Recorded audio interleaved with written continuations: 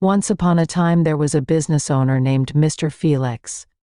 Mr. Felix prided himself on his wealth and power.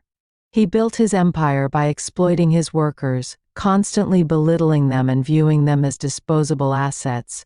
Mr. Felix's arrogance knew no bounds as he reveled in his ability to hire and fire at will, often without reason or remorse.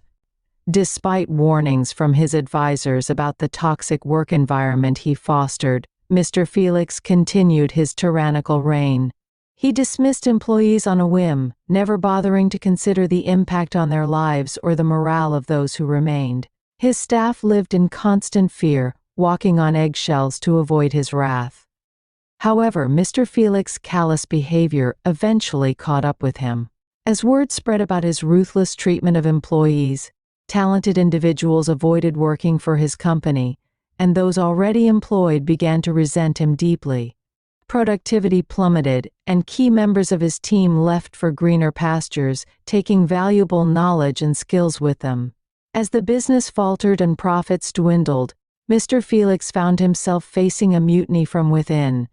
Former employees launched lawsuits against him for wrongful termination and harassment, tarnishing his reputation and draining his resources. With no allies left and his empire crumbling around him, Mr. Felix realized too late the true cost of his disdain for those he deemed beneath him.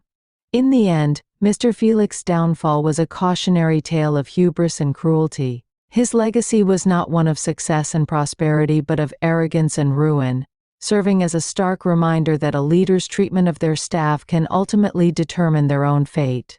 The moral lesson of this story teaches us to treat people with dignity and respect regardless of their position.